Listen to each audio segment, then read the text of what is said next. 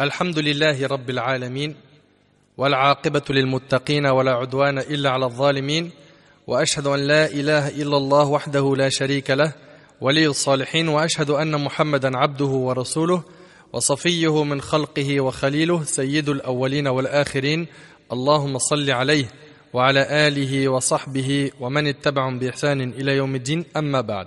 Mes frères et sœurs, on continue toujours avec l'aide d'Allah Tabarak wa Ta'ala notre série Aqidat Ahl Sunnah wal Jama'a, la croyance des gens de la Sunna et du consensus. On continue toujours l'explication du cinquième pilier de la foi au jour dernier. Et notre thème aujourd'hui avec l'aide d'Allah Tabarak wa Ta'ala est le faux Messie, qu'on appelle Al-Masih Ad-Dajjal, le faux Messie.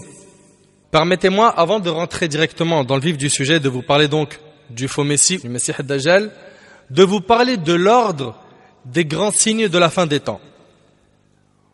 Si les grands signes se produisent, l'heure les talonnera. D'après Hudayfa ibn Asid al-Ghifari, radiyallahu anhu, le prophète sallallahu alayhi wa sallam apparut, tandis que nous étions en train de discuter d'une question. Les compagnons y discutaient d'une question. Et là, le prophète alayhi salatu wa sallam leur a dit, qu'évoquez-vous? Vous parlez de quoi? Nous avons répondu, nous évoquons l'heure. Le prophète alayhi salatu wa sallam a dit, et notez bien, parce que dans ce hadith-là, vous allez voir les 10 grands signes de la fin des temps. Car les grands signes de la fin des temps, les grands signes, il y en a 10, les petits signes, eux, ils dépassent les 100. Le prophète alayhi salatu wa sallam a dit, elle ne se lèvera pas, il parle ici alayhi salatu wa sallam de l'heure, avant que vous ne voyez 10 signes avant son arrivée. Puis, le prophète alayhi salatu wa sallam a mentionné la fumée, ad-dukhan, l'antéchrist, al-Masih ad-Dajjal, la bête, ad-Dab, le lever du soleil de son couchant, Nuzul Isa alayhi salam, la descente du ciel de qui? De Jésus, fils de Marie. La sortie de Ya'juj et Ma'juj, Gog et Magog. 3 engloutissements. Un en Orient, un en Occident et un troisième dans la péninsule arabique. Quant au dernier de ces signes, il s'agira d'un feu qui jaillira du Yémen et forcera les gens à se rendre vers leur lieu de rassemblement rapporté par l'imam muslim. Ici, on a 10 grands signes. B'idhnillah azza wa jal, on va les détailler bien comme il faut. Là, aujourd'hui, on va parler de le Masih ad-Dajjal, mais permettez-moi d'abord cette introduction. Les grands signes se produiront les uns à la suite des autres, sans pratiquement aucun intervalle entre eux. Ça, c'est un point important. Leur arrivée successive est comparable au collier dont le nœud qui retient les perles a été rompu. Dès que la première perle tombe, les autres la suivent sans tarder. Anas ibn Malik radiyallahu anhu rapporte que le prophète sallallahu alayhi wa sallam a dit: les signes de l'heure sont comparables aux perles enfilées dans un fil. Si celui-ci est rompu, les perles se suivent les unes après les autres, rapportées par Al-Hakim avec une chaîne de transmission authentique. Le prophète alayhi salatu wa sallam a informé que l'avènement d'une grande guerre entre les musulmans et les byzantins aura lieu en premier. Puis les musulmans conquerront Constantinople. Ensuite viendra le faux Messie, Ad-Dajjal. Mu'adh ibn Jabal radiyallahu anhu a rapporté que le prophète alayhi salatu wa sallam a dit: la prospérité de Jérusalem sera due à la dévastation de Yathrib. La dévastation de Yathrib aura lieu avant l'avènement de la grande guerre. Yathrib, c'est quoi? Médine. La dévastation de Yathrib aura lieu avant l'avènement de la grande guerre. La grande guerre aura lieu avant la conquête de Constantinople. La conquête de Constantinople aura lieu avant la venue du faux Messie, Ad-Dajjal. Et c'est rapporté ici par l'imam Abu Daoud. Ce que le prophète alayhi salatu wa sallam dit, c'est que ces événements se suivront dans leurs avènements, dans leur venue. La grande bataille qui surviendra entre les musulmans et les byzantins est cette bataille que le prophète alayhi salatu wa sallam a surnommée la grande guerre. Après que les musulmans auront triomphé des byzantins, ils conquerront Constantinople. Ensuite, Al-Dajjal, le faux Messie, viendra. Après la venue de ce dernier, viendra Isa alayhi salam, le prophète Jésus, fils de Marie, qui descendra et tuera le faux Messie. Ensuite, Ya'juj et Ma'juj sortiront à cette époque-ci. Puis Allah tabaraka wa ta'ala les anéantira à son époque, à l'époque de Isa alayhi salam. L'ordre chronologique jusqu'ici est clair et évident. Là, sur 10 grands signes, on en a 3 qui sont clairs. On a 1, le faux Messie, puis après on a la descente de Isa alayhi salam qui va le tuer, puis on a Gog et Magog. L'ordre jusque-là est clair. Quant à l'ordre chronologique du restant des grands signes, il en reste combien? 7. 7, on en a cité que 3. le faux Messie. 2, la descente de Isa alayhi salam. 3, Gog et Magog, Ya'juj et Ma'juj. Pour ce qui est des signes qui restent, c'est pas tout à fait clair. Je parle ici de l'ordre. Quant à l'ordre chronologique du restant des grands signes, il n'est pas tout à fait clair. Le lever du soleil de son couchant, la sortie de terre de la bête, le lever du soleil de son couchant, la sortie de la bête et le jaillissement du feu qui forcera les gens à se rendre à leur lieu de rassemblement auront lieu sans aucun doute après la venue de l'Antéchrist, Al-Masih ad-Dajjal, ou le faux Messie. Et cela, après qu'il y ait eu quoi? La descente de Isa, et puis Ya'juj et Ma'juj, Gog et Magog. Mais quel est celui d'entre ces signes qui précédera l'autre? C'est-à-dire, entre le lever du soleil de son couchant, la sortie de la bête et le jaillissement du feu qui rassemblera les gens. Le hadith de Hudhayfa est explicite sur le fait que le jaillissement du feu qui forcera les gens à partir du Yémen pour se rassembler en Syrie sera le dernier signe. Donc on a le dernier. Le dernier, dans le hadith de Hudhayfa qu'on a cité tout à l'heure, qui est rapporté par Muslim, et le hadith il dit quoi? Le dernier de ces signes sera un feu qui jaillira du Yémen et qui forcera les gens à se rendre vers leur lieu de rassemblement. C'est rapporté par Muslim. Donc on a 3 signes qui sont le Messie ad-Dajjal, d'accord, le faux Messie. On a aussi la descente de Isa alayhi salam et on a juste après Gog et Magog. Ça c'est bon pour leur ordre. Puis à la fin on a quoi? On sait que le dernier signe c'est la sortie du feu. Il reste donc 6 signes à classer. Le lever du soleil de son couchant, la sortie de la bête, la fumée, les 3 engloutissements, un en Orient, un en Occident et un dans la péninsule arabique, cela il faut les classer. Quant au lever du soleil de son couchant et à la sortie de la bête, ils auront lieu après la descente de Jésus, Isa alayhi salam, après qu'il aurait tué le faux Messie et après l'anéantissement de Gog et Magog à son époque, après la perversion des musulmans et la disparition de l'islam et avant le jaillissement du feu qui forcera les gens à se rendre à leur lieu de rassemblement. Mais lequel apparaîtra en premier? Le lever du soleil ou la sortie de la bête? Dr Al-Ashkar rahimahullah a dit: nous sommes vraiment dans l'incapacité d'être formels là-dessus, parce que le prophète sallallahu alayhi wa sallam lui-même n'a pas été explicite sur ce point. Clair? N'hésitez pas à m'arrêter et me dire j'ai pas compris. Quant au hadith de Abdullah ibn Amr radiyallahu anhu an jami' as-sahaba, où est cité qu'il a entendu le prophète alayhi salatu wa sallam dire: le premier signe de l'heure qui se manifestera sera le lever du soleil de son couchant et la sortie de la bête dans la matinée. Et quel que soit le signe qui aura lieu le premier, l'autre signe se produira immédiatement après, rapporté par Muslim.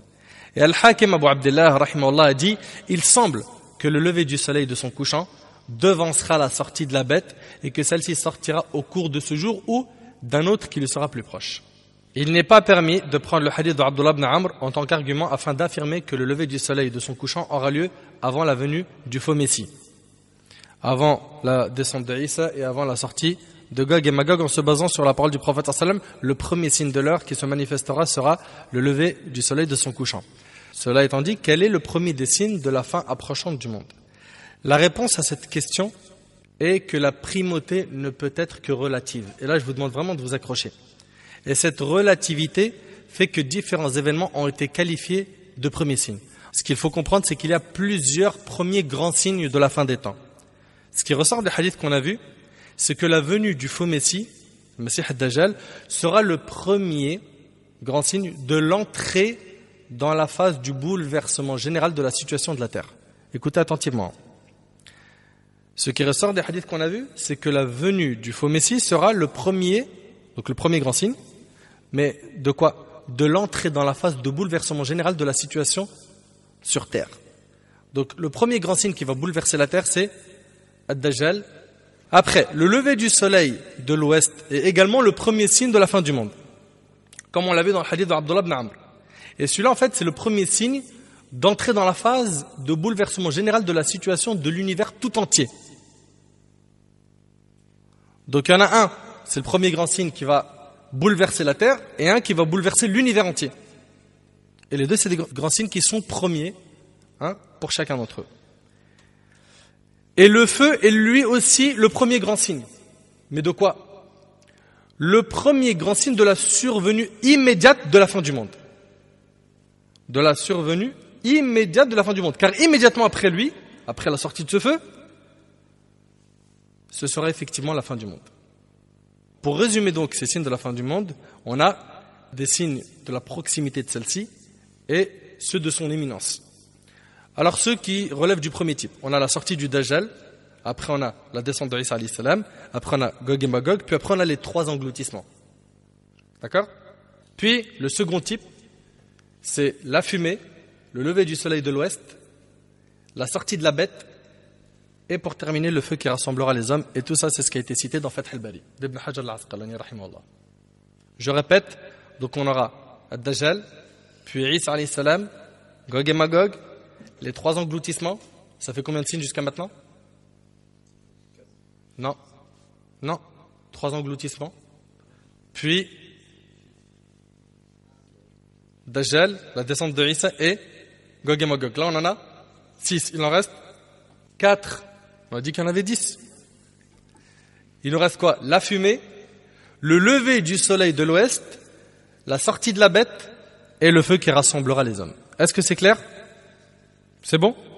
Mes frères et sœurs, on a vu en résumé l'ordre des signes de la fin des temps et sans trop tarder, rentrons dans le vif du sujet d'aujourd'hui et parlons du faux Messie, Al-Masih ad-Dajjal.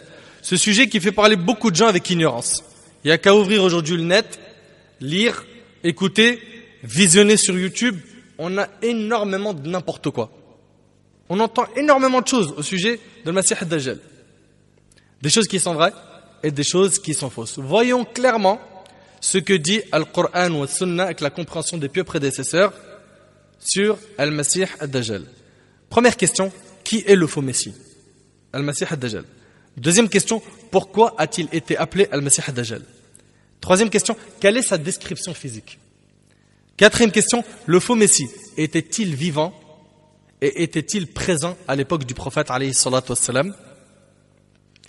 Ensuite, Ibn Sayyad était-il le faux Messie? D'où apparaîtra le faux Messie? En combien de temps parcourra-t-il la terre?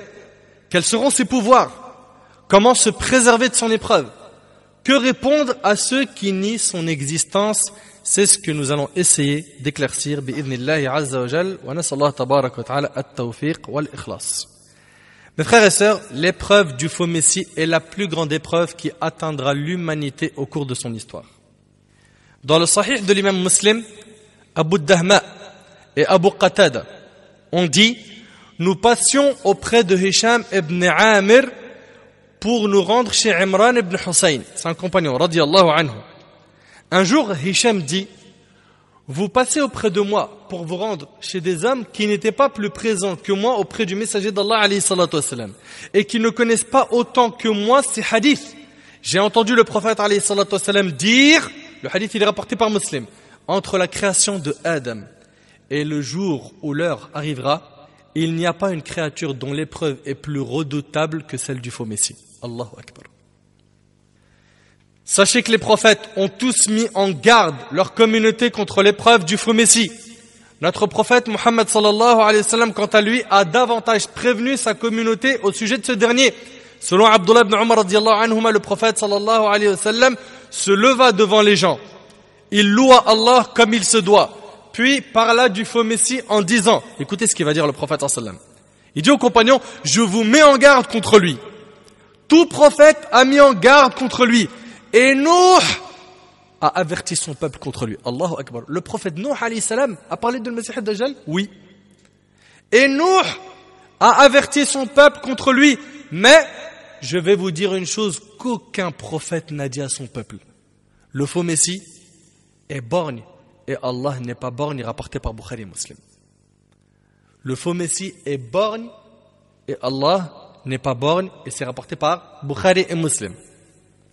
Et d'après Abu Umama radiyallahu anhu, le prophète sallallahu alayhi wa sallam a dit: ô homme, il n'y a pas une épreuve plus redoutable que celle du faux Messie à la surface de la terre, depuis qu'Allah a créé la descendance de Adam. Allah n'a pas envoyé un prophète sans qu'il mette en garde sa communauté contre le faux Messie. Je suis le dernier des prophètes et vous êtes la dernière des communautés. Il viendra donc inévitablement parmi vous, rapporté par Ibn Majah, Ibn Khuzayma dans son Sahih et Al-Hakim dans son Mustadrak. Mes frères et sœurs, voyons ensemble quelle est l'origine de son appellation Al-Masih ad-Dajjal. Ça veut dire quoi Al-Masih et ça veut dire quoi ad-Dajjal? Prenons d'abord le terme Al-Masih, traduit en français par le Messie. Alors, on a ici plusieurs définitions. L'imam al-Qurtubi rahimahullah a cité 23 avis concernant l'étymologie de ce terme. Vous imaginez 23 avis concernant l'étymologie de ce terme. Mais pour résumer, Al-Masih est la forme arabe de Messie, comme Christ en est la traduction grecque. Vous entendez? Al-Masih est la forme arabe de Messie, comme Christ en est la traduction grecque. Ceci explique que certains emploient à propos de Jésus, fils de Marie, le nom du Christ. D'accord? C'est-à-dire le Messie. Et au sujet du trompeur, donc Ad-Dajjal, il l'appelle l'antéchrist. Vous suivez jusque-là? Là, on est dans les définitions, c'est important. Le Messie, Al-Masih, est un terme utilisé pour désigner le véridique, mais aussi l'égaré, le menteur. Ainsi, le Messie, Isa ibn Maryam, est le véridique. N'est-ce pas? Et le faux Messie est l'égaré et le menteur. Allah tabaraka wa ta'ala a donc créé les deux Messies, dont l'un est l'opposé de l'autre. Il y a le Messie de la guidée, qui est le prophète Jésus, Isa, et il y a le Messie de l'égarement, qui est le faux Messie, ou l'antéchrist. C'est clair jusque-là ou pas? Isa, alayhi salam, est le Messie de la guidance. Il guérissait le borgne et le lépreux, et ressuscitait les morts avec la permission d'Allah. Quant au faux Messie, il est le Messie de l'égarement. Il troublera les gens avec ce qu'il recevra comme signe, tel que faire tomber la pluie, faire pousser la végétation et d'autres actes extraordinaires qu'on verra, Inch'Allah, durant cette conférence. On l'appelle aussi Masih. Messie, on parle ici de Dajjal, car l'un de ses yeux est effacé. Et en arabe, on dit Mamsouhul Ayn. D'accord? Et ça, c'est tiré d'un hadith. An-Nawas ibn Sam'an radiyallahu anhu rapporte que le prophète sallallahu alayhi wa sallam a dit, certes, le faux Messie a un œil effacé, Mamsouh al-Ayn, et c'est rapporté par Muslim. Vous suivez? Ou bien, on l'appelle aussi Al-Masih, on parle ici toujours de Dajjal, car il parcourra la terre en 40 jours. Et en arabe, on dit li'annahu yamsahu al-ard fi 40 yawma. Donc voilà, retenez qu'on l'appelle Al-Masih parce qu'il a un œil effacé, ou bien parce qu'il parcourra la terre en 40 jours. Les deux sens ont été donnés. C'est bon? Taïb, ça c'est pour ce qui est du Messie. On a vu que Messie, ça désignait soit le véridique, soit le menteur et l'égaré. On a vu aussi que Masih, c'est parce qu'il a un œil effacé, ou bien parce qu'il parcourra la terre en 40 jours. Maintenant, voyons le faux. Parce qu'on a Al-Masih, Ad-Dajjal. Ad-Dajjal, là. Ce terme-là, du faux. Il a été nommé Ad-Dajjal, le trompeur. Comme l'a affirmé Ibn Hajar, rahimahullah, parce qu'il couvrira la vérité avec son imposture. Il se fera passer pour Dieu. Le verbe dajala, en arabe, signifie couvrir quelque chose. Couvrir. D'accord? Le verbe dajala en arabe signifie couvrir. Ibn Durayd, rahimahullah, comme c'est cité dans Fath al-Bari, a dit en arabe, il a été nommé Al-Dajjal car il couvrira la vérité avec le mensonge. Il couvrira la vérité avec le mensonge. Puis certains ont dit parce qu'il parcourra toute la terre, et d'autres ont dit il a été nommé ainsi car il couvrira la terre en s'y rendant partout. Le terme Dajjal est devenu distinctif du Messie borgne et menteur. Si on dit aujourd'hui Dajjal, nul autre que lui ne vient à l'esprit. Donc on a vu pour le faux et on a vu pour Messie ce que ça signifie. Maintenant voyons sa description physique. Le faux Messie est un humain. C'est un humain. Le faux Messie est un humain. De nombreuses descriptions de lui ont été faites dans les hadiths authentiques, afin que les gens le reconnaissent et pour les mettre en garde contre son mal. Ainsi, au moment de son apparition, les croyants le reconnaîtront et ne seront pas troublés par lui. Subhanallah, on va avoir une description bien précise du Masih ad-Dajjal. Faite par qui? Par un Nabi alayhi salatu wassalam. Les gens en reconnaissance de sa description, faite par le prophète sallallahu alayhi wa sallam, ses caractéristiques le différencient des autres hommes. Donc parmi ces caractéristiques, il y a qu'il s'agit d'un homme. C'est un être humain, corpulent, jeune, avec un teint entre la rougeur et la blancheur. Vous me suivez? De taille courte, aux jambes espacées, cheveux crépus, front dégarni, cou large, l'œil droit effacé, ni proéminent, c'est-à-dire apparent, ni enfoncé, mais ressemblant à un raisin apparent, tandis que son œil gauche est couvert d'une couche épaisse. Donc en fait, ces deux yeux ont un défaut. Un avec lequel il ne voit pas du tout, c'est l'œil droit, et l'œil gauche a un défaut. Entre ses yeux est écrit kafara, en lettres espacées, ou kafir, ça veut dire quoi? Mécréant. Donc les deux manières citées ont été évoquées dans des hadiths du prophète alayhi salam, et tout ça on va le voir avec les preuves, Inch'Allah. Tout musulman sera capable de les lire, alphabet soit-il ou non. Il est également stérile et ne pas avoir d'enfant. Voilà ce qu'on a comme description de lui dans la sunna authentique. Quelles sont les preuves de ce que nous avons avancé? Que l'on voit ça tout de suite. Ibn Umar, radiyallahu anhuma, rapporte que le prophète sallallahu alayhi wa sallam a dit, tandis que je dormais, je me vis tourner autour de la Kaaba. Il s'agit donc d'un rêve. Et vous savez que les rêves des prophètes sont véridiques. Tandis que je dormais, je me vis tourner autour de la Kaaba. Il mentionna avoir vu Isa ibn Maryam et ensuite le faux Messie. Et se mit à le décrire en disant, c'est alors que je vis un homme, écoute attentivement, corpulent. Donc c'est un hadith qui dit corpulent, avec un teint entre la rougeur et la blancheur, cheveux crépus, borgne, son œil comparable à un raisin apparent. Ils dirent, l'homme qui ressemble le plus à ce faux Messie est Ibn Qattan, un homme de Khuza'a. Le hadith il est rapporté par Bukhari et Muslim. On continue ensemble la description du faux Messie. Deuxième hadith, Abdullah ibn Umar radiyallahu anhuma rapporte que le prophète sallallahu alayhi wa sallam évoqua la sortie du faux Messie parmi les gens et dit, certes, Allah Ta'ala n'est pas borgne, tandis que le faux Messie est borgne de l'œil droit. Son œil ressemble à un raisin apparent, rapporté par Bukhari et Muslim. Vous voyez bien, Bukhari, Muslim, c'est des hadiths qui sont authentiques. Troisième hadith, An-Nawas ibn Sam'an radiyallahu anhu rapporte que parmi la description que fit le prophète sallallahu alayhi wa sallam du faux Messie, il dit, c'est un jeune, aux cheveux crépus, son œil est apparent. Il me paraît ressembler à Abdul Uzza ibn Qattan, rapporté par l'imam Muslim. Quatrième hadith, Ubad ibn Samit radiyallahu anhu rapporte que le prophète sallallahu alayhi wa sallam a dit, certes, le faux Messie est un homme de taille courte. Donc on rassemble un petit peu tous ces hadiths, un homme de taille courte, jeune, corpulent, cheveux crépus, borgne. Vous me suivez ou pas? Et là, dans ce hadith-là, est un homme de taille courte aux jambes espacées. Il s'agit d'un défaut. Il sera comme celui qui vient d'être circoncis. Il a les jambes espacées. Aux cheveux crépus, borgne, l'œil effacé, ni enfoncé, ni proéminent. Si le doute vous envahit, sachez alors que votre Seigneur n'est pas borgne, rapporté par Abu Daoud. Cinquième hadith. Abu Hurayra radiyallahu anhu rapporte que le prophète sallallahu alayhi wa sallam a dit, quant au Messie de l'égarement, il est borgne, a le front dégarni, le cou large et un peu courbé, rapporté par Ahmed. Sixième hadith, Hudayfa radiyallahu anhu rapporte que le prophète sallallahu alayhi wa sallam a dit, le faux Messie est borgne de l'œil gauche et à la chevelure abondante, rapporté par Muslim. Il y a un problème là ou pas? Est-ce qu'il y a un problème? C'est l'œil droit ou c'est l'œil gauche? Et il n'y a absolument pas de contradiction entre cette version et celle d'Ibn Omar qu'on a vue.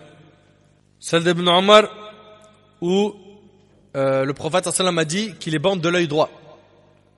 Il n'y a pas de contradiction entre les textes. Al-Qadi Iyad, rahimahullah, ce grand savant, pense quant à lui que les deux yeux du faux Messie ont un défaut, car les versions sont toutes authentiques. Ainsi, l'œil effacé est celui duquel il est complètement borgne, avec lequel il ne voit plus rien. Il s'agit de l'œil droit, comme cela est cité dans le hadith d'Ibn Omar. L'œil gauche est celui sur lequel il y a une couche épaisse. Cet œil a également un défaut. Il est donc borgne de l'œil droit, mais aussi du gauche. Les deux yeux présentent un défaut, l'un est totalement mort et l'autre est défectueux. Est-ce clair? Et l'imam al-Nawawi rahimahullah a dit concernant cette conciliation des textes, elle atteint l'excellence. Et c'est aussi l'avis de l'imam al-Qurtubi rahimahullah. On continue la description du Masih ad-Dajjal, du faux Messie. Septième hadith, Anas radiyallahu anhu rapporte que le prophète sallallahu alayhi wa sallam a dit, et entre ses yeux il est écrit kafir, mécréant, rapporté par Bukhari et Muslim. Et Anas radiyallahu anhu rapporte que le prophète alayhi salatu wassalam a dit, le faux Messie est borgne, entre ses yeux il est écrit kafir, donc mécréant, puis il l'épela kafara. Et le prophète sallallahu alayhi wa sallam a dit, tout musulman le lira, rapporté par Muslim. Et selon Hudayfa ibn Asid al-Ghifari radiyallahu anhu, le prophète sallallahu alayhi wa sallam a dit, tout croyant le lira, qu'il soit alphabète ou analphabète, rapporté par l'imam Muslim. L'imam al-Nawawi rahimahullah a dit la vérité à laquelle se rattachent les vérificateurs est que cette écriture est telle qu'elle. C'est une écriture réelle. C'est une écriture réelle. Allah tabarak wa ta'ala en a fait un signe parmi les signes clairs de sa mécréance, de son mensonge et de son imposture. Allah azza wa jalla la montrera à chaque musulman, alphabète et analphabète, et la dissimulera à ceux pour qui il désire la peine et le trouble, aucun empêchement à cela. Ça c'est dans Sharh de l'imam Muslim, c'est dans l'explication de Sahih Muslim. Cette écriture est réelle et doit être comprise au premier sens. Voilà ce que dit Ibn Hajar dans Fath al-Bari. Dans le hadith d'Abu Sa'id al-Khudri, radiyallahu anhu, il est décrit comme étant stérile. On parle ici du faux messie, qu'il est stérile, donc il n'a pas d'enfant. C'est rapporté par l'imam Muslim. Avec tous ces hadiths, on vient de prouver que c'est bien un être humain. Oui ou non? C'est un être humain. C'est pas une bête, c'est pas un monstre, c'est un être humain. Après avoir vu cette description physique, voyons un peu comment sera le monde avant la venue du faux Messie. Accrochez-vous. Mes frères et sœurs, les gens seront durement éprouvés peu de temps avant la venue du faux Messie. Le ciel retiendra sa pluie et la terre sa végétation. Il y aura une grande sécheresse et une grande famine. D'après Abu Umama radiyallahu anhu, le prophète sallallahu alayhi wa sallam a dit avant l'arrivée du faux Messie, 3 années de malheur. Écoutez bien, 3 années de malheur et d'angoisse viendront. Durant celle-ci, les gens seront atteints d'une sévère famine. La première année, Allah ordonnera au ciel de retenir le tiers de sa pluie et la terre de retenir le tiers de sa végétation. Imaginez-vous un petit peu. Le tiers de la pluie et le tiers de la végétation. Puis la deuxième année, il ordonnera au ciel de retenir les 2 tiers de sa pluie et à la terre de retenir les 2 tiers de sa végétation. Puis la troisième année, il ordonnera au ciel de retenir toute sa pluie. Alors il ne pleuvra plus une goutte. Allahu Akbar. C'est une fitna. 3 ans, il n'y a plus de pluie. La sécheresse. Il ordonnera à la terre de retenir toute sa végétation. Alors plus une plante ne poussera. Il ne restera pas une bête vivante parmi les ruminants. Quelqu'un a dit, de quoi se nourriront-ils à ce moment-là? Le prophète sallallahu alayhi wa sallam répondit, ils se nourriront des paroles La ilaha illallah, Allahu Akbar et Alhamdulillah. Cela leur tiendra lieu de nourriture et c'est rapporté par Ibn Majah, Ibn Khuzayma dans son Sahih et Al-Hakim dans le Mustadrak. Le faux Messie était-il vivant et était-il présent à l'époque du prophète sallallahu alayhi wa sallam? Et si oui, est-ce qu'il existe jusqu'à aujourd'hui? Avant de répondre à ces 2 questions, il nous faut absolument analyser le cas d'Ibn Sayyad. Est-il lui le faux Messie ou est-ce un autre? Et si le faux Messie est un autre qu'Ibn Sayyad, existe-t-il avant de se manifester avec ses troubles ou pas?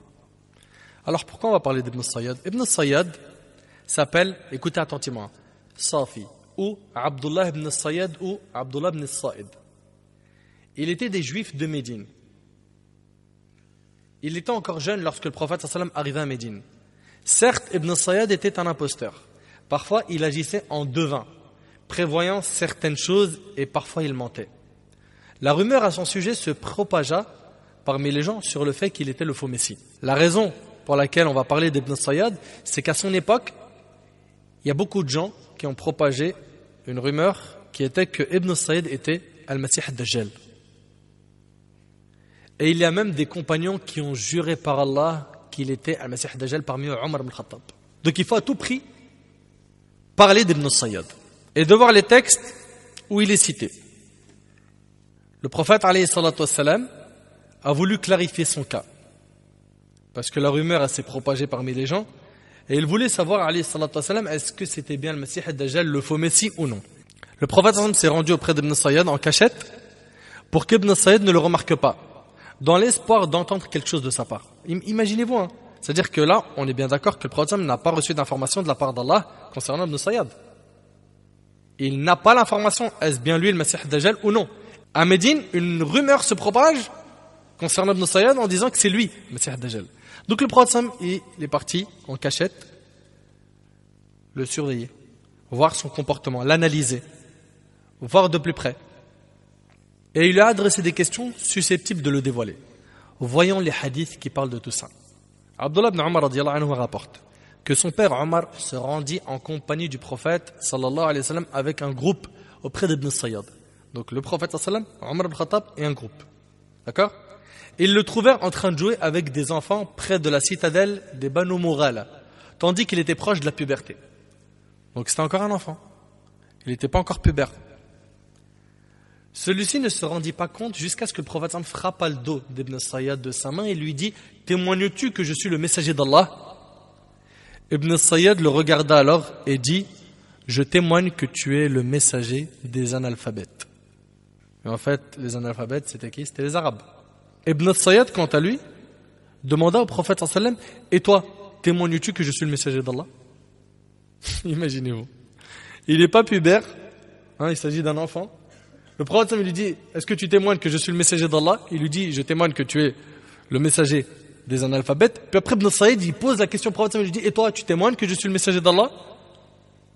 C'est impressionnant. Alors le prophète sallam se détourna et dit « Je crois en Allah et en ses messagers. » Puis le prophète sallam l'interroge, le questionne pour analyser un peu plus son cas. Il lui dit « Que vois-tu? Que vois-tu en ce moment ?»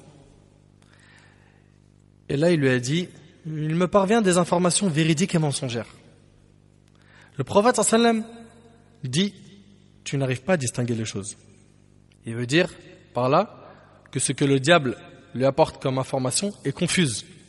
Ça c'est ce qu'on a dans Sharh Mirqat al-Mafatih. Le prophète sallam dit ensuite « Je t'ai caché quelque chose. » Ici le prophète sallam il lui fait un test. Il lui dit « Je t'ai caché quelque chose. » Et il lui avait caché un verset. Un verset de Surat al-Dukhan. Tout ça dans le but de savoir qui est réellement Ibn Sayyad. Ibn Sayyad a répondu, au lieu de dire Surat al-Dukhan, il a dit c'est Ad-Dukh. Ad-Dukh, il n'a pas dit Ad-Dukhan. Et là, le prophète me l'a dit ah si, dit le prophète sallam. Et il lui a dit quoi? Tu ne peux aller au-delà de tes limites de devin. Là, il a su que c'était un charlatan.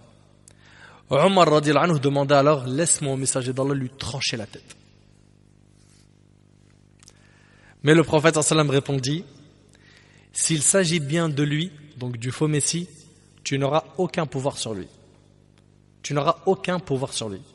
Car qui est censé le tuer, c'est Isa ibn Maryam.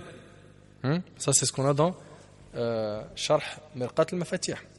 Et il lui a dit et si ce n'est pas lui, il n'y a aucun bien pour toi à le tuer. Pourquoi? C'est une personne avec qui il y a un pacte. Les Juifs avaient un pacte avec le prophète sallam à Médine. Et le hadith il est rapporté par le Bukhari. Ainsi le prophète sallam le testa avec Surat al-Dukhan pour éclaircir son cas.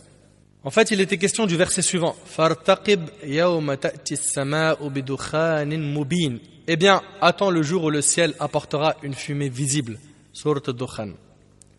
Dans une autre version, le prophète sallam lui demanda que vois-tu? Il répondit je vois un trône sur l'eau. Un trône sur l'eau.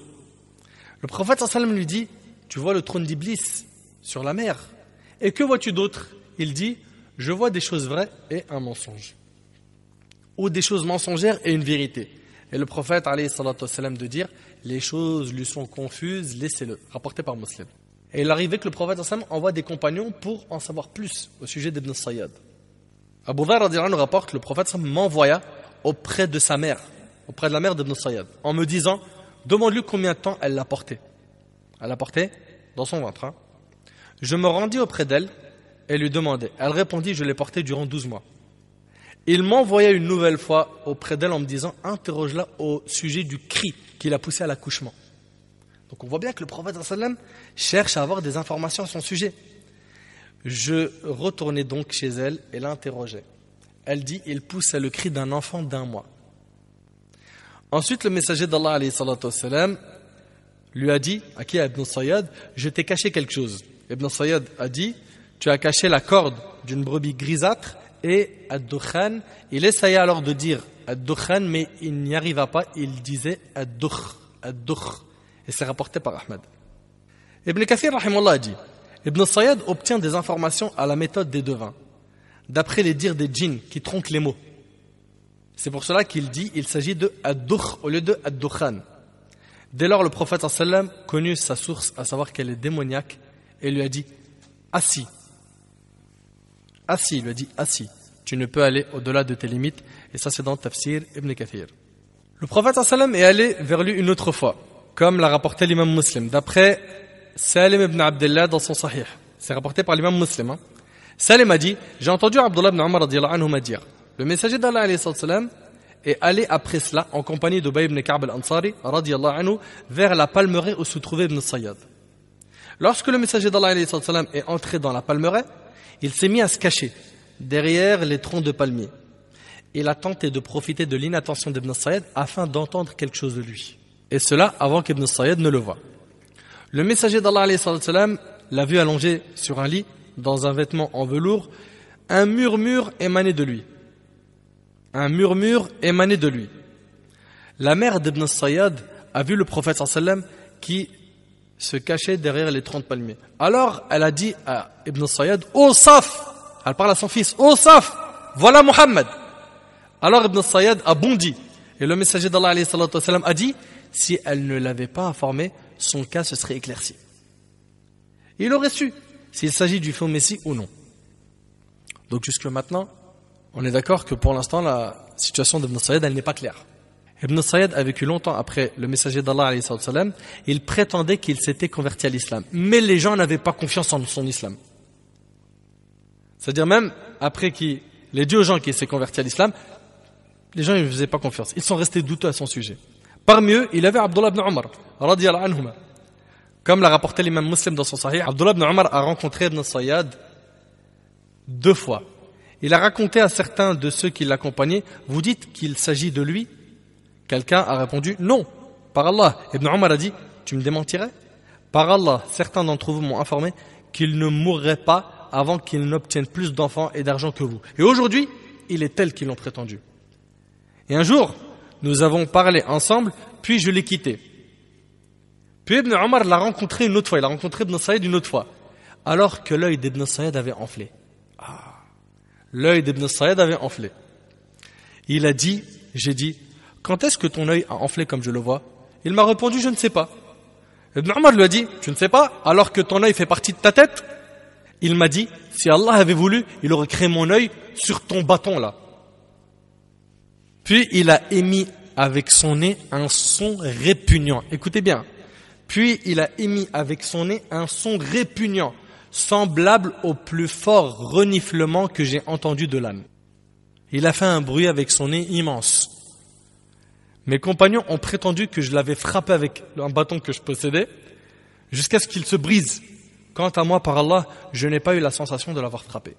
Dans une autre version rapportée par l'imam Muslim, alhamdoulilah, tous les hadiths sont authentiques, il est cité qu'Ibn Umar radiyallahu anhuma lui a lancé une parole qui l'a tellement mis en colère qu'il a gonflé au point de boucher toute la rue. On voit vraiment que le cas d'Ibn Sayyad, il est étrange. C'est vrai ou c'est pas vrai? Subhanallah. Puis Abdullah ibn Umar radiyallahu anhuma s'est rendu chez Hafsa radiyallahu anha, la fille de Umar ibn Khattab, et en même temps c'est sa sœur. Et il l'en a informé. Puis cette dernière lui a dit qu'Allah te fasse miséricorde. Qu'as-tu voulu d'Ibn Sayyad? N'as-tu pas appris que le messager d'Allah alayhi salatu wassalam a dit le faux Messie se manifestera seulement à cause de quelque chose qui l'aura mis en colère? Donc, est-ce que c'est Ibn Sayyad ou pas le faux Messie? Celui ou non? Le prophète sallam n'a pas tranché. Jusqu'à ce que Omar radiyallahu anhu, il jurait devant lui que c'était lui, le prophète sallam ne répondait pas.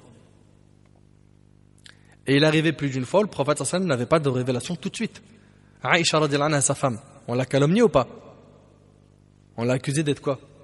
Fornicatrice, n'est-ce pas? Qu'elle avait fait zina avec Safwan, le compagnon radiyallahu anhu. Le prophète sallam n'a eu de révélations à ce sujet-là qu'un mois après. Et écoutez avec moi ce hadith aussi qui est impressionnant. Abu Sa'id al-Khudri radiyallahu anhu a dit: nous sommes partis faire le pèlerinage ou une umrah. Ibn Sa'id, on avait dit Abdullah ibn Sayyad ou Abdullah ibn Sa'id, vous vous rappelez? Ibn Sa'id se trouvait parmi nous. C'est Abu Sa'id al-Khudri, le compagnon qui rapporte. C'est un grand savant parmi les compagnons. Il dit, nous avons fait halte dans un endroit et les gens se sont dispersés.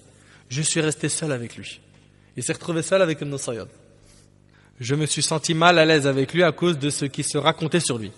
Il est venu avec ses bagages et les a posés à côté des miens. Il a mis ses bagages à côté d'Abu Sa'id al-Khudri. Qu'est-ce qu'il lui a dit le compagnon? Il lui a dit, il fait très chaud. Si tu les mettais là-bas sous cet arbre. Il les a alors mis là-bas. Puis nous aperçûmes des moutons. Alors, Ibn Sayyad s'en alla et revint avec un grand gobelet. Il m'a dit, bois, ô Abu Saïd. Je lui ai répondu, il fait très chaud et le lait est chaud. En réalité, je craignais seulement de boire de ses mains ou de prendre de ses mains. Puis Ibn Sayyad a dit, et là franchement, écoutez attentivement. Et il va dire quoi aux compagnons? Des paroles vraiment, elles percent le cœur. Puis Ibn Sayyad a dit, ô Abu Saïd, j'ai songé à prendre une corde, à l'attacher à un arbre, puis à me pendre à cause de ce que les gens racontent sur moi. On voit bien ici qu'Ibn Sayyad n'en peut plus de ce que les gens disent sur lui. Ô Abu Saïd, dit Ibn Sayyad, les hadiths du messager d'Allah sallallahu alayhi wa sallam, peuvent être inconnus de quelqu'un, mais pas de vous, au groupe des Ansar, compagnons médinois. N'es-tu pas parmi les plus savants des hadiths du messager d'Allah sallallahu alayhi wa sallam? Le messager d'Allah sallallahu alayhi wa sallam n'a-t-il pas dit sur Ad-Dajjal, il est mécréant alors que moi je suis musulman? Le messager d'Allah alayhi wa sallam n'a-t-il pas dit qu'il est stérile et n'aura pas d'enfant, tandis que j'ai laissé mon enfant à Médine? Le messager d'Allah alayhi wa sallam n'a-t-il pas dit il n'entrera ni à Médine ni à la Mecque, quant à moi je viens de Médine et je me rends à la Mecque? Abu Saïd al-Khudri, le compagnon, dit si bien que je fus sur le point de l'excuser. Abu Saïd al-Khudri, ça y est, il est sur le point de le croire. Puis il déclara, par Allah, je le connais. Là c'est Ibn Sayyad, il dit je le connais, il parle du faux messie, Dajjal. Je le connais. Je connais le lieu de sa naissance et où il se trouve maintenant. Donc après avoir balayé les doutes, il en a remis. Et là Abu Saïd de dire malheur à toi durant la journée, et c'est rapporté par l'imam Muslim. Et dans une version de l'imam Muslim, Abu Saïd lui demanda aimerais-tu être cet homme, le faux messie? Il répondit si on me le proposait, je ne le refuserais pas. On voit bien que sa situation n'est absolument pas claire. Ibn Sayyad était-il le faux messie ou non? En tenant compte de ce que nous avons vu et du test que lui a fait passer le prophète sallam, on peut dire que le prophète sallam ne s'est pas prononcé sur le cas d'Ibn Sayyad. Ça c'est clair. Car il n'avait pas reçu de révélation lui disant s'il était le faux messie ou non. Et on l'a déjà dit qu'il est arrivé plus d'une fois que le prophète sallam ne reçoit pas de révélation tout de suite face à des affaires importantes comme l'affaire de Aïcha Hadith al-Ifk. Omar radiyallahu anhu avait juré en présence du prophète sallam qu'Ibn Sayyad était le faux messie sans que le prophète sallam ne proteste. Certains compagnons étaient de l'avis de Omar ibn Khattab, jurant qu'Ibn Sayyad était le faux messie, comme cela est rapporté de Jabir radiyallahu anhu, d'Ibn Omar et d'Abu Dhar radiyallahu anhum ajma'in. En revanche, certains savants sont d'avis qu'Ibn Sayyad n'est pas le faux messie. Et je partage entièrement cet avis, qui est l'avis d'Ibn Taymiyyah et d'autres parmi les savants. Prenons comme argument le hadith de Tamim ad-Dari rapporté par Muslim, où Amr ibn Sharahil al-Sha'bi questionna Fatima bint Qais, la sœur d'Ad-Dahhak ibn Qais. Elle était parmi les premières à avoir émigré. Il rapporte qu'elle dit j'entendis le cri du héros du messager d'Allah alayhi wa sallam, celui qui fait les appels, appelé à la prière en groupe. Je sortis me dirigeant vers la mosquée et je priais avec le messager d'Allah alayhi wa sallam. C'est elle qui raconte cela. Je me trouvais dans le rang des femmes, qui vient après celui des hommes.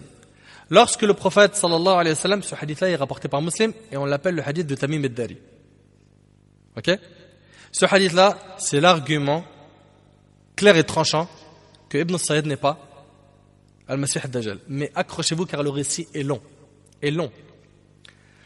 Le prophète sallam, il a terminé sa prière, il s'est assis sur le minbar, sur la chaire, en riant. Il a ri et il a dit aux compagnons que chacun demeure à l'endroit où il a prié. C'est-à-dire restez à vos places. Puis il dit, savez-vous pourquoi je vous ai rassemblés? Ils répondirent, Allah et son messager savent mieux.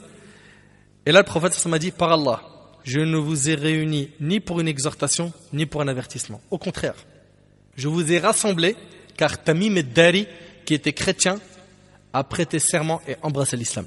Il s'est converti à l'islam. Il m'a conté un récit confirmant ce que je vous ai dit au sujet du faux messie. Il m'a raconté qu'il était monté à bord d'un navire, donc dans un bateau, en compagnie de 30 hommes, de Lahm et Jodham. Les vagues les ballottèrent en mer un mois durant. Ils sont restés un mois en mer, puis ils échouèrent sur une île en pleine mer. Ils restèrent dans le navire jusqu'au coucher du soleil, puis s'installèrent sur les barques du navire et débarquèrent sur l'île. Ils sont descendus après du bateau pour rester sur l'île. vint alors à leur rencontre une bête tellement velue qu'on ne distinguait même pas la partie avant de son corps de sa partie arrière. Il y avait tellement de poils dans cette bête qu'on ne savait pas en fait où était la partie avant de la bête de sa partie arrière. Ils s'écrièrent: malheur à toi, qui es-tu donc? Et elle de répondre: je suis l'espionne. Une bête qui parle. Écoutez, le hadith il est rapporté par un musulman. Soyez tranquille. Je suis l'espionne. Ils reprirent. Et qu'est-ce que l'espionne? Elle dit aux gens: allez donc trouver cet homme dans ce cloître, car il est impatient d'avoir de vos nouvelles. Lorsqu'elle nous désigna l'homme, dit-il, nous craignîmes qu'elle ne soit une diablesse. Ils ont eu peur que ce soit une diablesse. Alors nous partîmes à la hâte. Ils se sont précipités jusqu'à entrer dans le cloître, et voilà qu'on y trouva la personne la plus incroyable que l'on ait vue, et la plus fortement enchaînée. Ils ont vu une personne incroyable dans cette île qui était enchaînée. D'accord? Elle était impressionnante par son corps. Les mains attachées au cou et des fers entravant ses genoux jusqu'aux chevilles. Nous lui demandâmes: malheur à toi, qui es-tu? Donc il lui pose la question: qui es-tu? Et Tamim ad-Dari, il en fait partie. Rappelez-vous de ça. Hein? Et là, cette personne enchaînée va dire: vous êtes capable de me donner des informations, dites-moi donc qui êtes-vous? Ils dirent: nous sommes des Arabes. Nous avons pris la mer quand elle était déchaînée, et les vagues nous ont ballottés pendant 1 mois avant de nous échouer sur ton île. Nous nous installâmes sur les barques de notre navire, puis nous débarquâmes sur l'île. Nous rencontrâmes une bête tellement velue qu'on ne distinguait même pas sa partie avant de sa partie arrière. Nous lui demandâmes: malheur à toi, qui es-tu donc? Et elle de répondre: je suis l'espionne. Nous demandâmes: et qu'est-ce donc que l'espionne? Elle nous dit: allez trouver cet homme dans le cloître, car il est impatient d'avoir de vos nouvelles. Nous partîmes donc précipitamment à ta rencontre et prîmes peur d'elle. On ne pouvait être sûr qu'il ne s'agissait pas d'une diablesse. Et là, il dit: informez-moi au sujet de la palmeraie de Baysan. Des questions très très précises. Et Baysan, c'est une ville connue de Palestine au sud du fleuve Jalout.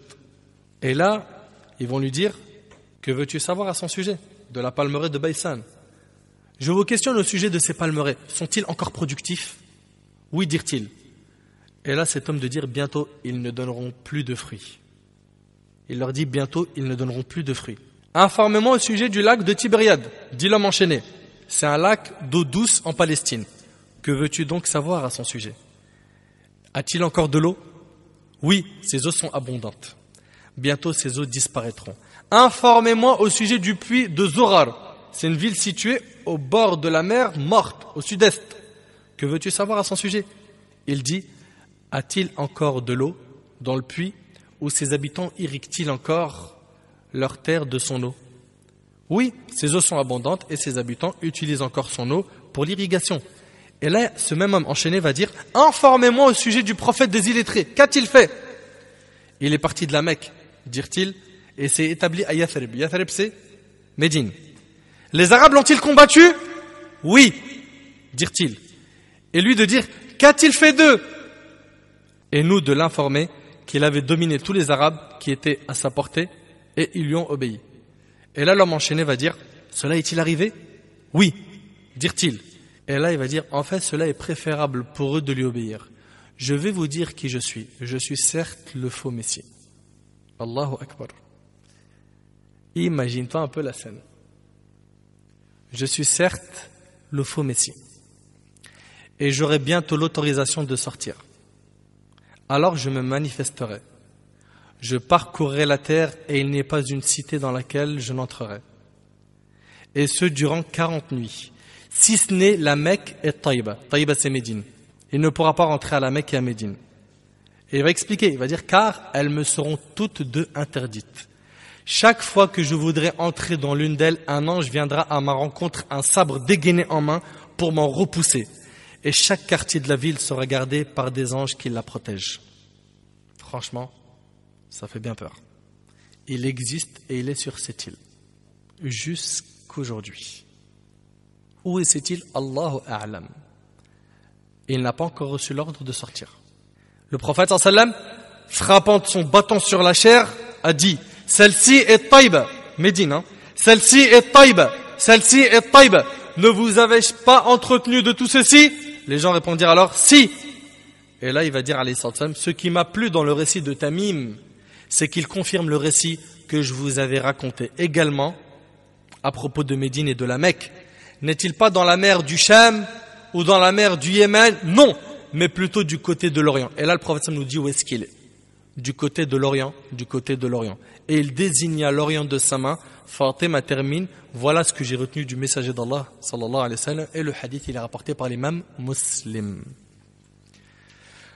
Dans ce hadith, on y voit quelques signes avant-coureurs. Tamim ad-Dari relate que le faux messie, qu'il a rencontré de façon inattendue dans une île, lui a posé 3 questions. La première concernait les dattiers de Baysan, n'est-ce pas?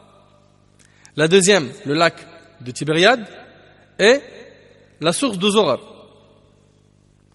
Ali al-Qari rahimallah écrit qu'il y a dans ces 3 événements des signes de la proximité de sa sortie. C'est clair? Voyons maintenant les avis des savants concernant Ibn Sayyad. L'imam al-Bayhaqi rahimahullah, parlant du hadith de Tamim qu'on vient de citer, le long hadith, dit on y trouve que le grand trompeur qui sortira à la fin des temps est un autre qu'Ibn Sayyad.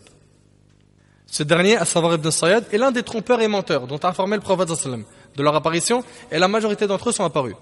On peut penser que ceux qui affirment qu'Ibn Sayyad est le faux messie n'ont pas entendu le récit de Tamim. Vous me suivez? Sinon, la conciliation entre les 2 informations est très contestable. Car comment pouvait-il être sur le point d'atteindre la puberté du vivant du prophète sallam, D'ailleurs, il l'a rencontré et l'a questionné, et en même temps être âgé, emprisonné dans une île en pleine mer, enchaîné par des liens de fer et cherchant à savoir si le prophète était apparu ou non. C'est pas possible. Donc on voit bien que ce n'est pas la même personne. Ibn Sayyad et Dajjal, c'est 2 personnes différentes. Est-ce bien clair? Ici, Ibn Hajar rahimallah, il dit, on peut supposer qu'il faisait cela. Donc il jurait qu'Ibn Sayyad était le faux messie avant d'entendre l'histoire de Tamim. Puis quand il l'a entendu, il ne jurait plus. Cheikh l'Islam Ibn Taymiyyah rahimallah dit, le cas d'Ibn Sayyad a posé problème pour certains compagnons. Ils ont pensé qu'il était le faux messie. Le prophète sallam ne s'était pas prononcé jusqu'à ce qu'il se soit assuré par la suite qu'il n'était pas le faux messie, mais de la catégorie des devins, de ceux dont le cas est diabolique. C'est pour cela qu'il l'a testé. D'accord? Ibn Kathir rahimallah a dit, en bref, Ibn Sayyad n'est pas le faux messie qui sortira sans le moindre doute à la fin des temps, sur base du hadith de Fatima ibn Qais, qui lui est un argument décisif à ce niveau. Et pour information, notez ça, Ibn Kathir rahimallah, qui est un élève d'Ibn Taymiyyah, il mentionne qu'il avait embrassé l'islam et que son fils Umara, le fils d'Ibn Sayyad, était l'un des plus nobles tabi'in, de qui l'imam Malik et d'autres ont rapporté beaucoup de hadiths de lui. Donc Ibn Sayyad, il avait un enfant qui s'appelait Umara, qui lui était un parmi les grands savants de qui l'imam Malik prenait de lui. C'est impressionnant. Hein? Et le grand savant Ibn Hajar rahimallah a cité dans Al-Isaba cette parole de l'imam al-Zahabi. Et parmi ses enfants, il y a Umara ibn Abdullah ibn Sayyad. Il faisait partie des meilleurs musulmans parmi les compagnons de Saïd ibn al-Musayyib. Saïd ibn al-Musayyib, c'était le plus grand savant des tabi'in de son époque à Médine. Malik rahimahullah et d'autres ont rapporté de lui des hadiths, fin de ce qu'a dit Ibn Hajar. Pour ce qui est du serment de Omar ibn Khattab, sachez qu'il n'exprime pas toujours la certitude yaqin. Cela exprime aussi parfois la plus grande probabilité. Ibn Hajar rahimahullah l'a écrit en commentaire de ce serment de Omar à propos d'Ibn Sayyad. Il a dit في الحديث جواز الحلف بما يغلب على الظن, que dans le hadith il y a l'autorisation de jurer avec une grande probabilité. Taïb, l'endroit de l'apparition du faux messie. Le faux messie apparaîtra du côté de l'Orient. C'est ce qu'on a vu dans le hadith de Tamim à la fin, n'est-ce pas? Il apparaîtra du côté de l'Orient, de Khorasan. Alors il parcourra la terre et ne laissera de cité sans y entrer, à l'exception de 2 villes, Médine et Mecca, n'est-ce pas? Il ne pourra pas y entrer, car des anges les protègent. Abu Bakr radiyallahu anhu rapporte que le prophète sallallahu alayhi wa sallam a dit, le faux messie sortira d'un territoire en Orient que l'on appelle Khorasan, et c'est rapporté par Tirmidhi. Et il y a d'autres précisions concernant le lieu de sa sortie et de ses nombreux partisans.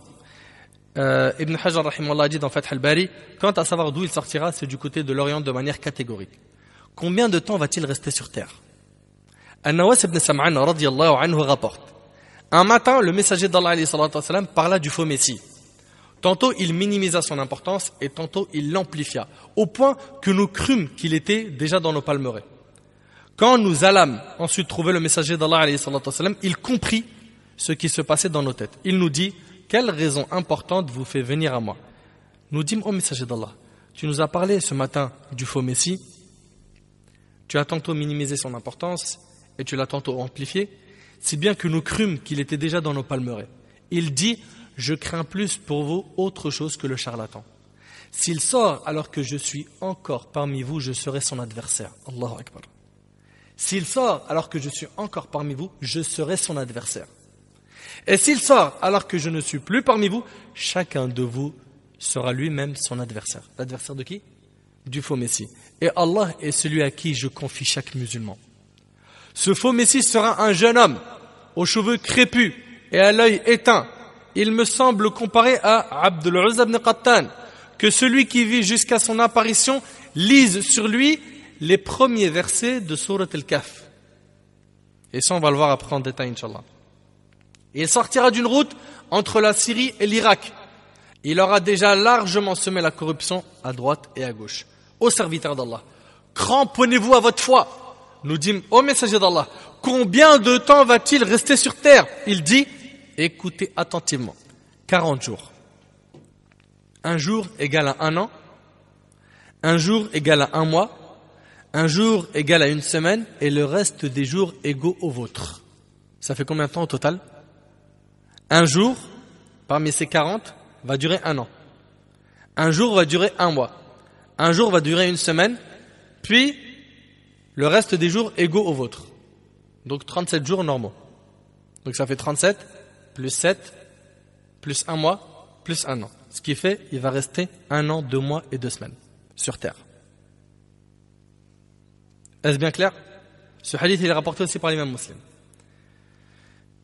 Nous dîmes, ô messager d'Allah, durant ce jour égal à un an, un jour qui égale un an, est-ce qu'il nous suffira de faire la prière d'un seul jour? Il dit non, mais prions en mesure de sa vraie longueur. C'est-à-dire 5 prières par jour. Vous connaissez le temps qu'il y a entre les prières. Faites de la sorte. Nous dîmes, ô messager d'Allah, quelle sera la vitesse de son déplacement sur terre? Il dit, il sera comme le nuage porteur de pluie poussé par le vent. Il sera très rapide. Très rapide. Clair? Et le hadith, on a dit, il est rapporté par l'imam Muslim. L'épreuve du faux Messie sera immense. Son épreuve est la plus grande que l'humanité connaîtra. De la création de Adam, alayhi salam, jusqu'à la venue de l'heure, il n'y aura pas une épreuve plus grande. Cela est dû au prodige grandiose qu'Allah va lui donner. Troublant la raison et faisant perdre la tête, il sera capable de guérir l'aveugle de naissance. De même que le lépreux. Il se fera aider par des djinns afin de faire croire qu'il est capable de ressusciter les morts. Il est rapporté qu'il disposera d'un jardin et d'un feu. Son jardin est un feu et son feu est un jardin. Il disposera également de fleuves d'eau et de montagnes de pain. Et rappelez-vous qu'il y aura une famine avant, que les gens vont avoir faim. Ce sera une grande épreuve. Et lui, il vient avec des montagnes de pain, quelque chose à manger. Son épreuve, elle sera dure. Il ordonnera au ciel de faire tomber la pluie, qui s'exécutera. Et à la terre de faire pousser sa végétation, qui s'exécutera. Les trésors de la terre le suivront et il parcourra la terre à une vitesse ahurissante, aussi rapide que la pluie chassée par le vent, ainsi que d'autres faits extraordinaires. Tout cela, bien sûr, on ne le ramène pas de notre tête, ça vient des hadiths authentiques du prophète alayhi salatu wassalam. Voyons ce que disent les hadiths au sujet de ses pouvoirs. Le premier pouvoir, c'est sa rapidité de déplacement sur terre. Et ça, on l'a vu dans le hadith de Nawas, radiyallahu anhu, où le prophète sallam a été interrogé sur la rapidité de son déplacement sur terre. Dans le hadith de Nawas, on a vu cela, radiyallahu anhu, le prophète a été interrogé au sujet de sa rapidité de déplacement sur terre. Il a répondu, il sera semblable au nuage poussé par le vent. Donc il sera rapide, et c'est rapporté par un musulman. Et Jabir radiyallahu anhu rapporte que le prophète sallallahu alayhi wa sallam a dit, écoutez très très très bien ce hadith, il sera sur un âne dont l'espace entre les deux oreilles sera de 40 coudées. 40 coudées. Et c'est rapporté par Ahmed dans le Musnad et sa chaîne de transmission est authentique. Soit environ 25 mètres. Entre quoi? Les deux oreilles. Alors, est-ce qu'il s'agira d'un avion ou d'autre chose? Allahu a'lam. Donc on a dit 1, c'est sa vitesse de déplacement sur terre. de son jardin et son feu. Son jardin et son feu. Le faux Messie aura avec lui ce qui donnera l'impression d'être un jardin et un feu, ou ce qui ressemblera à un fleuve d'eau et à un fleuve de feu. Par quoi il troublera les gens. Cependant, la réalité de ces choses ne sera pas ce qu'elle paraît aux gens, car ce qu'ils verront comme étant du feu sera en fait de l'eau fraîche. Et ce qu'ils verront comme étant de l'eau fraîche sera du feu. D'après Hudhayfa radhiyallahu anhu, le prophète sallallahu alayhi wa sallam a dit: le faux Messie aura avec lui un jardin et un feu. Or, son feu sera un jardin et son jardin sera un feu, rapporté par Muslim.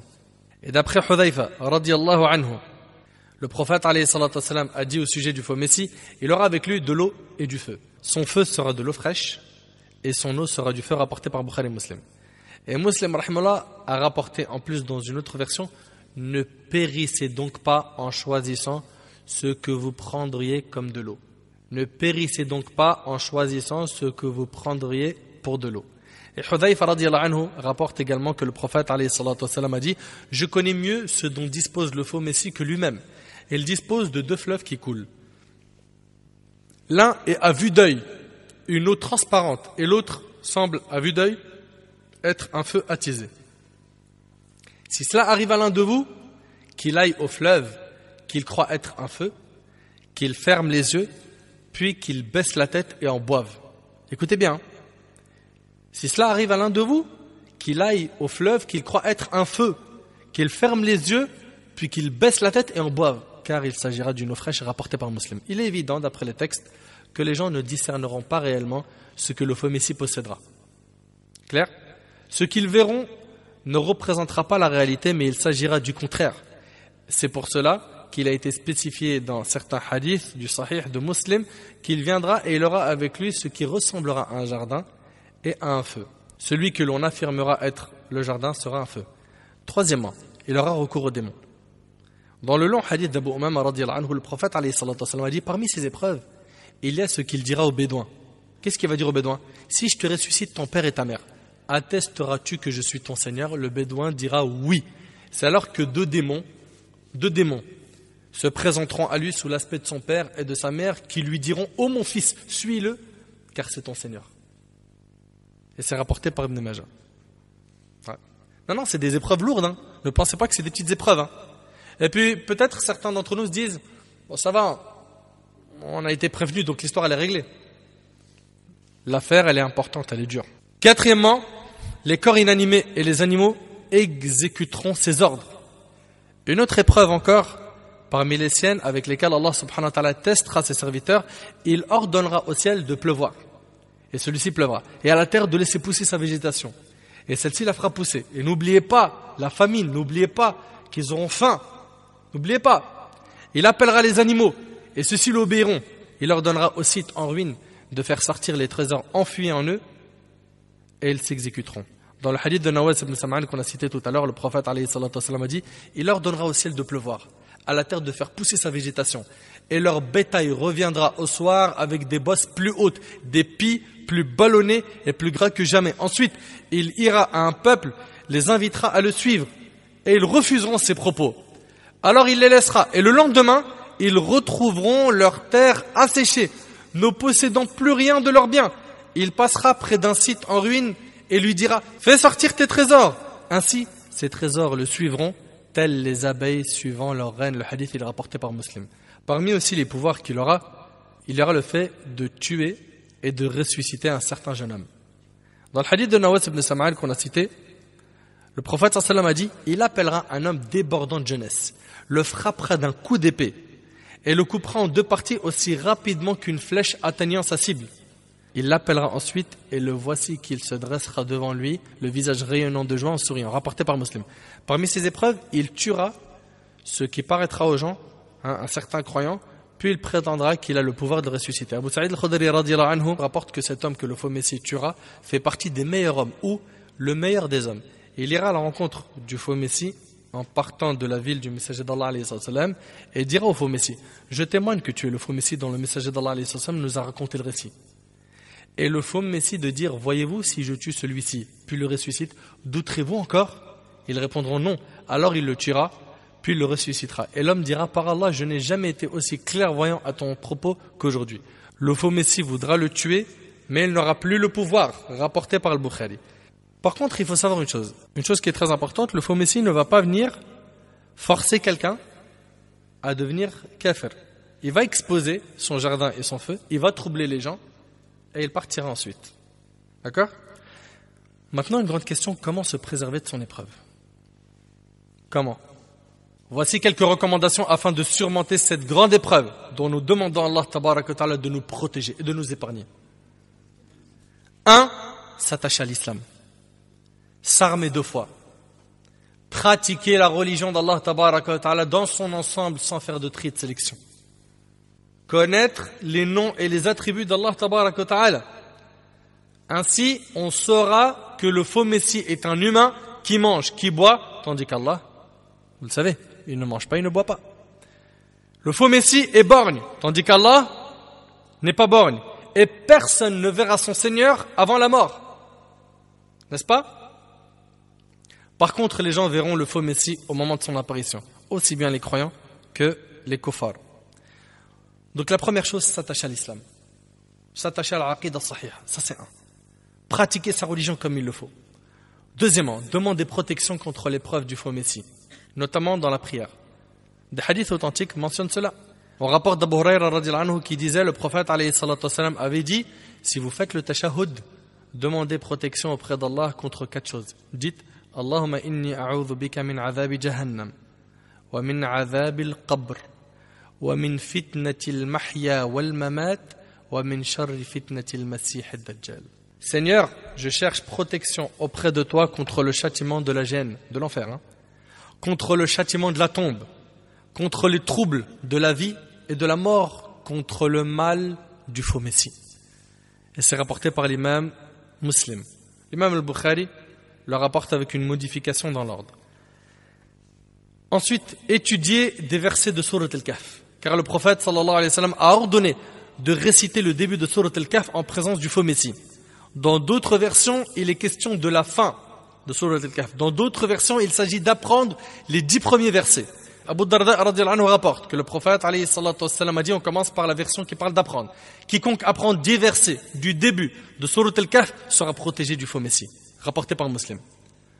Quand le faux Messie sera apparu, lui réciter face à lui les versets du début de Surat al-Kahf.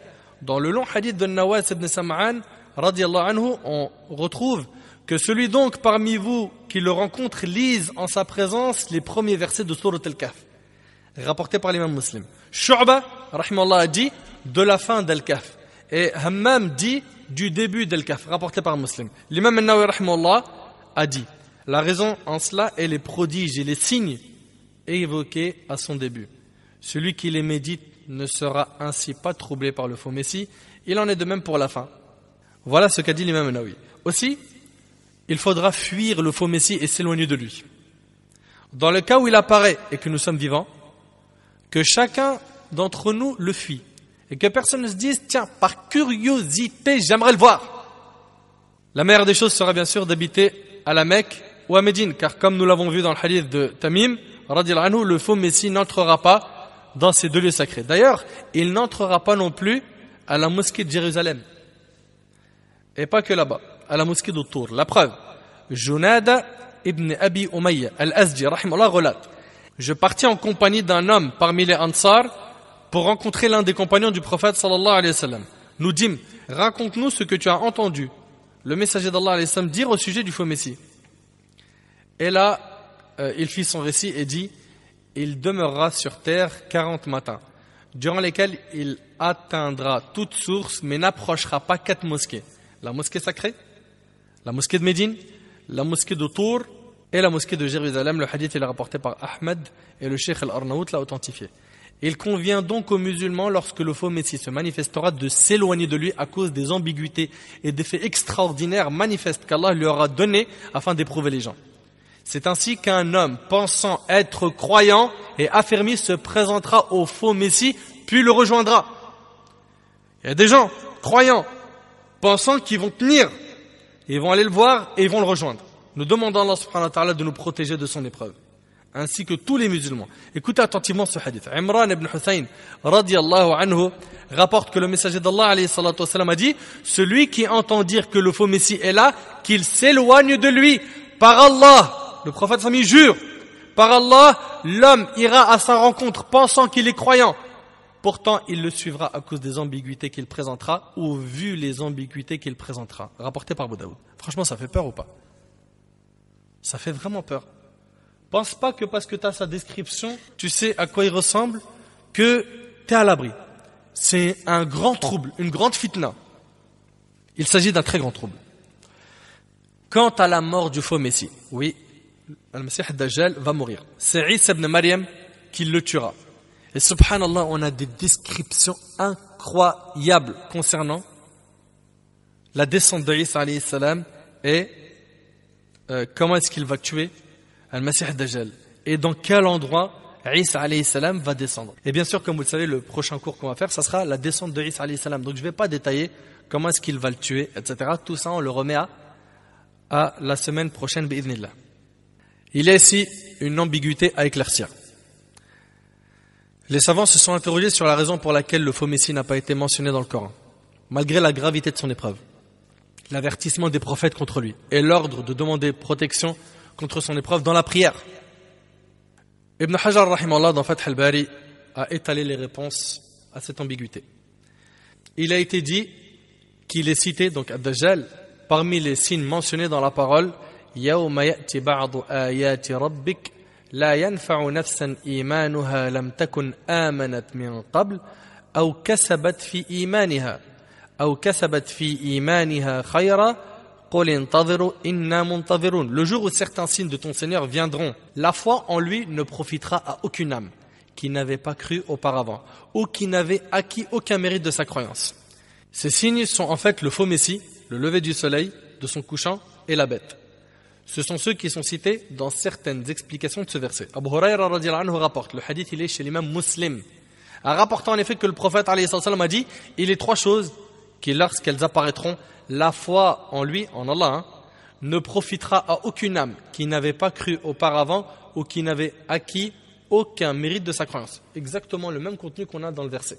Le lever du soleil, de son couchant, le faux Messie et la bête rapportés par Muslim. Le Coran a mentionné la descente de Isa, alayhi salam. Et Isa est celui qui tuera le faux Messie. Il s'est donc contenté de citer le Messie de la guidée plutôt que le Messie de l'égarement. Vous suivez? De plus, les Arabes ont l'habitude de se limiter à la citation de l'un des deux opposés, pas l'autre. L'un des deux opposés, pas l'autre. Il y a le Messie de la guidée et le Messie de l'égarement. Allah il s'est contenté ici de citer le Messie de la guidée. Allah tabaraka wa ta'ala a parlé que du Messie de la guidée dans le Coran. Ensuite, le Coran n'a pas cité le faux Messie par mépris à son égard. Ça, c'est Ibn Hajar rahimahullah qui rapporte ça. Par mépris, il n'a pas été cité. Pourquoi? Car il prétendra à la seigneurie. Il prétendra être le Seigneur. Mais une question. Il y a quelqu'un qui a prétendu être le Seigneur et il a été cité dans le Coran. Pharaon. Oui ou non? Si on objecte que Pharaon est cité dans le Coran, bien qu'il ait prétendu à la seigneurie et à la divinité, on dira que le cas de Pharaon est réglé et fini. Il a été cité comme leçon pour les gens. Mais le cas du faux Messie n'aura lieu qu'à la fin des temps. Ainsi, il n'a pas été cité pour que cela soit une épreuve, car sa prétention à la seigneurie est tellement manifeste qu'elle ne mérite même pas que sa fausseté soit démontrée. Mes frères et sœurs, il est important que chacun d'entre nous parle du faux Messie aux membres de sa famille, à ses proches, aux gens qui sont autour de lui, afin que les gens sachent le reconnaître et qu'ils soient sur leur garde. L'imam As-Safarini rahimahullah a dit: il incombe à tout savant de propager les hadiths du faux Messie aux enfants, aux femmes et aux hommes. Et il est rapporté que parmi les signes annonciateurs de sa venue figure le fait d'oublier de parler de lui sur les manabir, les chairs. C'est-à-dire que les imams ils vont plus en parler sur les mimbar. Et c'est rapporté par la Haythami. Il rajoute: surtout à notre époque durant laquelle les troubles se sont propagés, les malheurs multipliés, les enseignements de la sunna ont dépéri, les pratiques prophétiques devenues des innovations et les innovations une législation à suivre. ولا حول ولا قوة إلا بالله العلي العظيم. أسأل الله تبارك وتعالى أن ينفعني بما قلت وأن ينفعكم بما سمعتم. هذا ما أعلم والله تبارك وتعالى أعلى وأعلم. سبحانك اللهم وبحمدك أشهد أن لا إله إلا أنت أستغفرك وأتوب إليك. جزاكم الله خير والسلام عليكم ورحمة الله وبركاته.